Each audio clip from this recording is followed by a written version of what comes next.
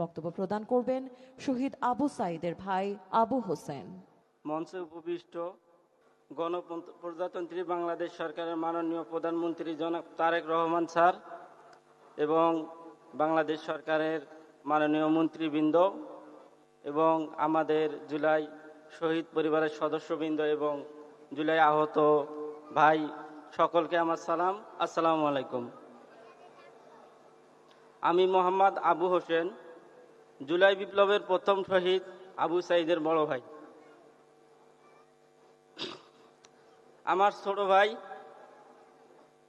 রংপুর বেগম রোকেয়া বিশ্ববিদ্যালয়ের ইংরেজি বিভাগের মেধাবী শিক্ষার্থী ছিল। সে একজন বৈষম্যবিরোধী ছাত্র আন্দোলনের অন্যতম সমন্বয়ক ছিল। আপনারা সকলে দেখেছেন আমার ভাইকে কিভাবে নির্মমভাবে গুলি করে হত্যা করেছে।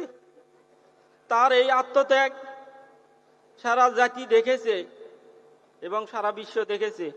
তার এই আত্মত্যাগ মানুষকে অনুপ্রাণিত করেছিল এই ফ্যাসিবাদী সরকারের বিরুদ্ধে জীবনের মায়া ত্যাগ করে এই রাজপথে নেমে আসার জন্য।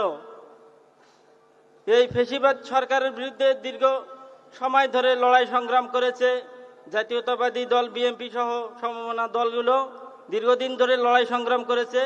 সর্বশেষ এই জুলাই আগস্টের গণ অভ্যুত্থানের মাধ্যমে এই ফ্যাসিবাদ সরকার চলে যেতে বাধ্য হয়েছে। তো আমরা আমাদের স্বজন হারাইছি।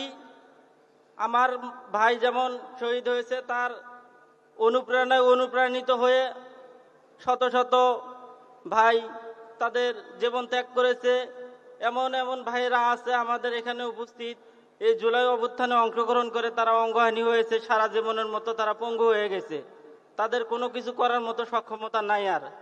আর আমাদের শহীদ পরিবারের মধ্যে অনেকে আছে তাদের একমাত্র উপার্জনক্ষম ব্যক্তিকে হারিয়ে তারা নিঃস্ব, তাই সেই ফ্যামিলিগুলো মানবেতর জীবনযাপন করতেছে। আমি আজকে এখানে দাঁড়িয়েছি দুটি কথা বলার জন্য, যে মাননীয় প্রধানমন্ত্রী তারেক রহমান স্যার আমাদের মাঝে উপস্থিত আছেন। এই জুলাই শহীদ ফ্যামিলি যারা একমাত্র উপার্জনক্ষম ব্যক্তি হারিয়ে একদম নিঃস্ব হয়ে গেছে, সবার আগে তাদেরকে গুরুত্ব দিবেন। এবং জুলাই অঙ্গহানি ব্যক্তি যারা সারা জীবনের মতো পঙ্গু হয়ে গেছেন, হাত হারাইছে, পা হারাইছে, চোখ হারাইছে, আপনি সবার আগে তাদেরকে গুরুত্ব দিয়ে তাদের সমস্যাগুলো সমাধান করবেন। এবং এই জুলাই গণ অভ্যুত্থানে যারা শহীদ হয়েছে নির্মমভাবে, আমার ভাই সহ যাদেরকে হত্যা করেছে, আমি এই মঞ্চে দাঁড়িয়ে মাননীয় প্রধানমন্ত্রী তারেক রহমান স্যারের কাছে আমি এই হত্যার বিচার চাই।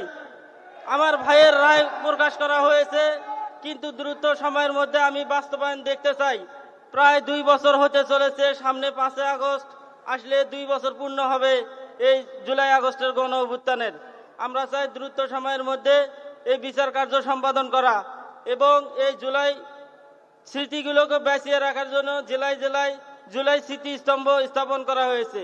আমরা দেখেছি অন্তর্বর্তীকালীন সরকারের সময় এক জায়গায় আগুন লাগাই দিছিল, আবার এই সরকারের আমলেও এক জায়গায় আগুন লাগিয়ে দেওয়ার খবর আমি পেয়েছিলাম।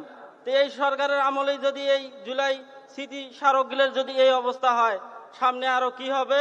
তাই চাই আমার প্রধানমন্ত্রীর কাছে যে এগুলো যেন সংরক্ষণ করা হয়। এই সমস্ত স্মৃতি সংরক্ষণের মাধ্যমেই এই জুলাইকে আমরা বাঁচিয়ে রাখতে পারবো আমি মনে করি। আর স্যার, আমি উত্তরবঙ্গের মানুষ, আমরা একটু সব সময় অবহেলিত এলাকার মানুষ। আপনার কাছে আমার এলাকার মানুষের জন্য দুটো দাবি থাকবে। একটা, আমাদের উত্তর অঞ্চলের মানুষের জন্য ইপিজেডের ব্যবস্থা করবেন, মানুষ যেন সেখানে কর্ম করে খাইতে পারে। কারণ আমাদের দেশ জনবহুল দেশ, এই জনসংখ্যাকে যদি কর্ম যদি না দেওয়া যায়, তারা বিভিন্ন অপরাধের মধ্যে জড়িয়ে পড়বে। আর দ্বিতীয় হচ্ছে, আমাদের উত্তর অঞ্চলের মানুষজন একটা, আমাদের দেশের অর্থনীতি দুটো জিনিসের উপর নির্ভর করে। একটা হচ্ছে রপ্তানি পণ্য, বিশেষ করে গার্মেন্টস পণ্য, এবং জনশক্তি রপ্তানি করে যে রেমিটেন্স আছে তা দিয়ে আমাদের অর্থনীতির চাকা সচল থাকে। কিন্তু দক্ষিণ অঞ্চলের তুলনায় আমাদের উত্তর অঞ্চলের মানুষেরা বিভিন্ন অসুবিধার কারণে, কেউ থাকে না আত্মীয় স্বজন, এরকম বিভিন্ন প্রতিকূলতার কারণে তারা অনীহা, বিদেশ যাইতে অনাগ্রহী। সেই কারণে আমি চাই যে বৈদেশিক কর্মসংস্থান মন্ত্রণালয়ের অধীনে বিশেষ প্রণোদনার মাধ্যমে যক্ষ জনশক্তির রপ্তানির মাধ্যমে দেশের রেমিটেন্স প্রবাহ বৃদ্ধির জন্য মাননীয় প্রধানমন্ত্রীর নির্দেশনায় প্রবাসী কল্যাণ মন্ত্রণালয় উত্তরবঙ্গের জন্য কাজ করবেন, দক্ষ জনশক্তি তৈরি করবেন। এই প্রত্যাশা রেখে জুলাইয়ের শহীদদের যে ন্যায় এবং ইনসাফের রাষ্ট্রের স্বপ্ন দেখেছিল, যে কারণে তারা আত্মত্যাগ করেছিল, ন্যায় ইনসাফ এবং সমতার এবং বৈষম্যহীন রাষ্ট্র দেখতে চাই। মাননীয় প্রধানমন্ত্রী তারেক রহমান স্যারের কাছে এই প্রত্যাশা রেখে আমি আমার কথা শেষ করছি। আসসালামু আলাইকুম ওয়া রাহমাতুল্লাহি ওয়া বারাকাতুহু।